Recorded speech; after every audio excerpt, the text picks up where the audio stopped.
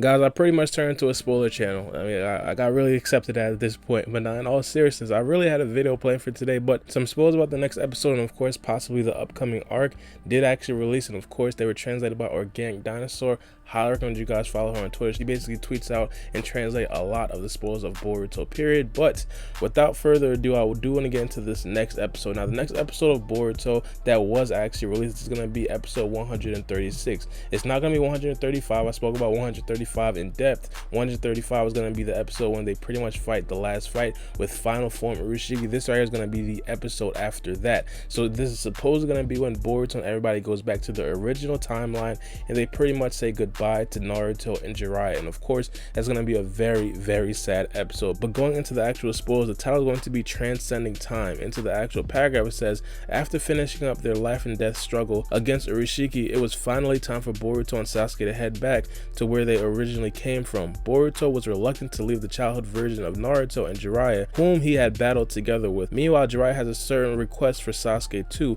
and so Boruto and Sasuke once again transcend time and return home to their familiar versions of the Konoha village. Now that he's met the childhood version of his father and his magnificent Shishao, Jiraiya, what does Boruto think about them, especially since he has experienced their thoughts and feelings that he was unaware of / could understand from them before? Alright, now these spoilers didn't really tell us exactly what I wanted to hear personally. Coming into this arc, one of the things that was really made prominent is of course Boruto and Sasuke retaining their identity. They didn't necessarily want anybody to know who exactly that they were. Now the problem that they would have in the next episode is the fact that Sasuke's going to be activating his Sharingan, and what Jiraiya and Naruto pretty much know is that there are not many Uchiha members left. Now it could possibly be a situation where Sasuke tells him like, hey, I stole a Sharingan or something like that, but still, if you steal a Sharingan, you can't necessarily revert it back to your original eye. So it's going to be very tricky for Sasuke to get out of that. Now in these spoilers right here particularly, it said that Jiraiya asked Sasuke for a favor.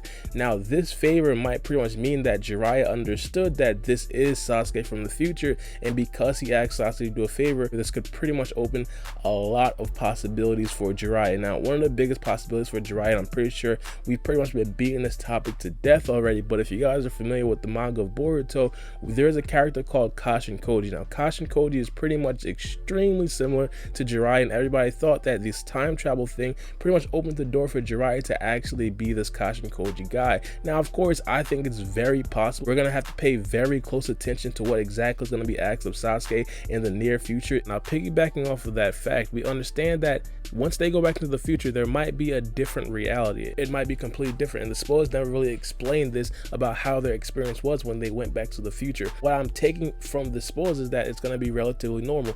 Boruto and everybody else, they're probably not going to know the difference, but I do want the Boruto writers, for a lot of the things that I have been talking about in the past, but I really want the Boruto writers to explain this. Was it different timelines, or when they go back into the future, is Naruto going to say like, hey, I remember you when I was younger? And is Sakura going to say the same? Is Choji going to say the same? Is everybody else going to say the same, like, hey, I remember you? And if it was that certain situation, we're going to have to need a detail about how everything didn't go wrong. Probably not a step-by-step detail. Maybe I'm over-exaggerating that a tiny bit, but what we understand is that once you go back into the past, it pretty much sends ripples through the whole timeline. Maybe the Akatsuki don't all die out. Maybe there's another Otsutsuki member that attacks. Maybe Madara gets his third eye and Kage doesn't appear. Things like that. It really gets weird in terms of time travel. That's why I think that them just having different timelines, that'll probably be the most easiest for the Boruto writers to explain, mainly because a lot of people just don't like plot holes in terms of time travel. And of course, that right there would just be the easiest way to mitigate all of that. Now, the next two episodes of Boruto, they're going to be buffer episodes. In my opinion, I don't necessarily think that these are going to be the start of any particular arcs. Now, I could be wrong. This could actually be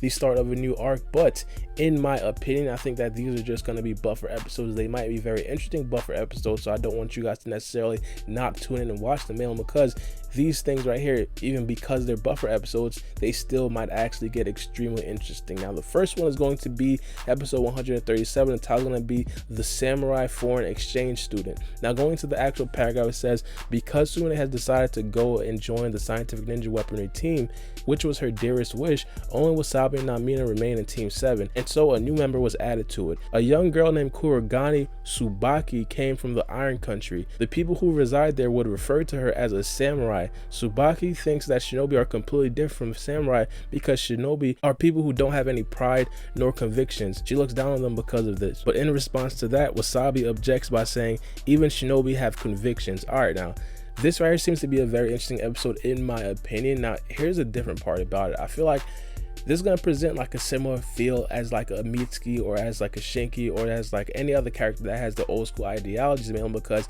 samurais, they're pretty much like the old school ideologies. If you guys don't necessarily know who the samurai are, they're pretty much introduced in the 4th grade Shinobi War. They were a very integral part in us actually getting some very strong footholds and getting some very good positioning on the enemy. Now, I can't necessarily go too much in depth, man, because this video will be way too long, but still, they were a very, very strong people. And because she pretty much puts a lot of emphasis on her resolve, her pride, that pretty much tells me that she still has the old school ideologies. She pretty much has what the current generation characters right now are pretty much lacking. And in my opinion, I just call it the killer instinct. Now, that doesn't necessarily mean that she has to kill anybody or anything like that, but it's just a killer instinct that characters nowadays, they're lacking. They're just too nice to each other. Now, one of the things that I'm really scared about, I'm really scared that this character is going to be good and the Boruto writers don't necessarily utilize her to her best abilities.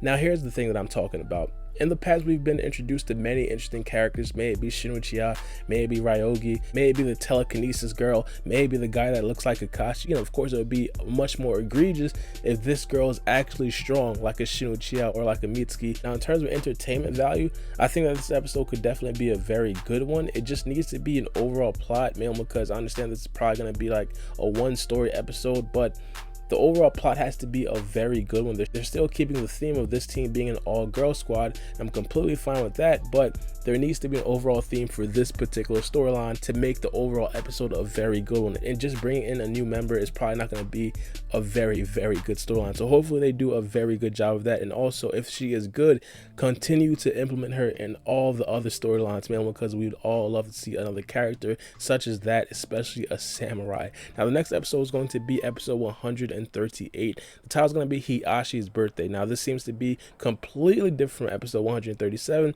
That's why I pretty much said that episode 137 is probably going to be a one episode story. But into the spoilers of this episode, the paragraph says the birthday of Boruto's grandfather, Hyuga Hiyashi, is approaching. It's been decided that it'll be a celebration with his close family members.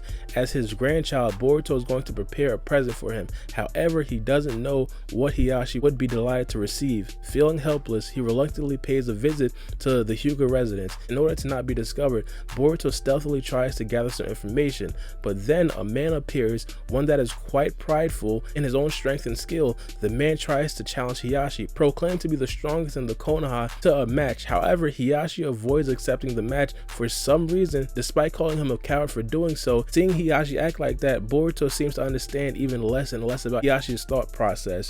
Alright, now this is probably gonna be like a lesson or a life lesson for Boruto. Like every person you see, you don't have to fight every challenge you, but I really do hope that Hiyashi fights this guy just because of the entertainment value. If he doesn't fight this guy, it's probably gonna be like a wasted episode. A lot of people are probably not going to like this episode, man, because it doesn't necessarily have a lot of lore in terms of actual drama. Seeing Hiyashi fight would probably be a very, very fun time. We've seen Hiyashi train before, we've seen Hiyashi battle for fun before, but we've never really seen Hiyashi get into a very serious fight. Hiyashi is an extremely respected character throughout the whole Konoha, and seeing him in an actual fight versus some foe that's probably going to be fodder would probably just reestablish his dominance throughout the Konoha. But Boruto again is probably going to learn a life lesson when he does confront Hiyashi about this. Hiyashi's probably going to tell him like, hey, you can't necessarily engage in everybody, you're going to learn that someday. Hopefully Boruto does. What I really hope we don't see is that this probably translates to some very long drawn out arc that's probably not going to amount to anything. If this does translate to some very long drawn out arc, it needs to be a very, very big life lesson for Boruto. Maybe Boruto's challenged by some random thugs and Boruto ends up being in a life-threatening situation where he might actually die. Maybe some Otsutsuki connections pop up. Hey, maybe Urashiki signs somewhere. I don't know. Maybe Boruto gets his karma still activated. Who knows? Hey, a whole bunch of things could possibly happen. But if this is an arc, it needs to be some things of substance, man, because the manga has pretty much been going off for the past couple of months. I can't even say the past couple of months. Let me say the past couple of years now.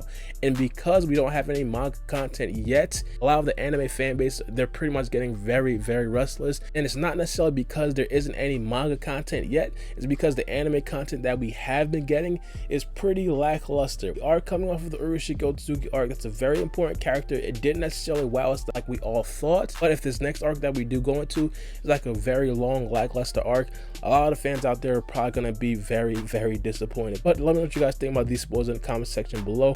Which episode are you guys most going to be excited for? In my opinion, episode 136. I really want to see that. I really want to see Boruto and Naruto depart, see exactly what's going on in the future, if anything is changed, and of course if Naruto and Sakura does confront them and pretty much say like, hey, I've seen you guys in the past. But it's been your boy Baara B, and we out. Check my clock, I can't stop. Fuck around, make my 40 pop. No popcorn, I pop pistols. Reaming my body, clothing no issue. Bitch, you look sick, you need a tissue. You drop a body, I just might bless you. I'm metrosexual, no high cholesterol. Where's Jenny Craig? Bitch, just get sexual.